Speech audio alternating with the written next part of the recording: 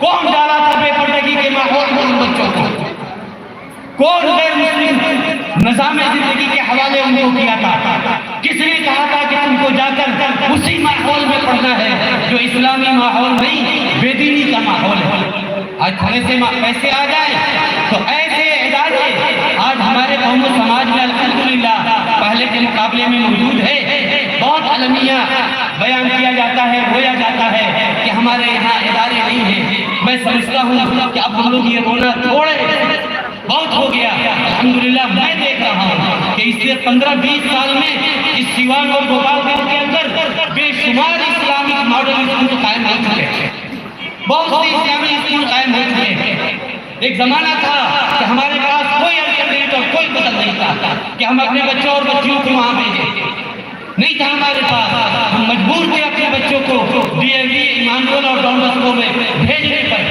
لیکن بزرگوں، آج تو میں سمجھتا ہوں سیوان اور گوپال گنج میں اگر میں شمار کروں تو شاید 20 اسکول ایسے مل جائیں گے۔ کئی اسکول کے ڈائریکٹر یہاں موجود ہیں، میرے سامنے اسٹیج پر کئی اسکول کے ڈائریکٹر نظر آ رہے ہیں جو اسلامک ماڈل اسکول چلا رہے ہیں اور وہی تعلیم دے رہے ہیں جو تعلیم بڑی بڑی فیسوں کے بعد دوسرے اداروں میں دی جا رہی ہے۔ لیکن ہم مسلمانوں کے لیے یہ چیز بھی قابل عار بنتی جا رہی ہے کہ ہم اپنے بچوں کو ان اسکولوں میں بھیجیں گے جہاں معمولی فیس پر اچھی تعلیم دی جا رہی ہے۔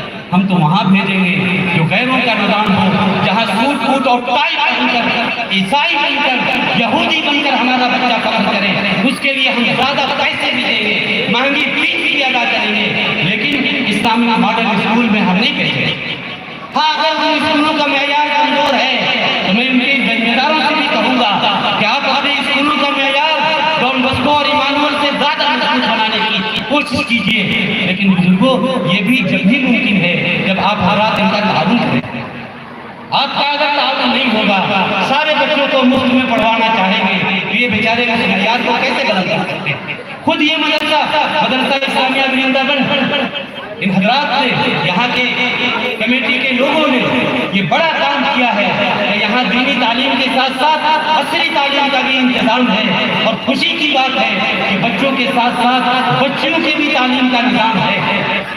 میں اس کو کہوں گا کہ اس نظام کو اور منظم کیا جائے، اسلامی کے مطابق اس کو کیا جائے۔ لیکن بزرگوں، میں سمجھتا ہوں کہ تھوڑی بہت کمی کے باوجود یہ غیروں کے ادارے سے تو بدرجہ ان سے کم خرچ میں وہ تعلیم آپ کو ان اداروں میں یا مسلمانوں کے زیر انتظام جو اسکول چل سکتے ہیں ان میں آپ دلوا سکتے ہیں۔ آخر کیا وجہ ہے کہ آپ ان بچوں کو وہاں بھیجتے ہیں؟ کیا مقصد ہے؟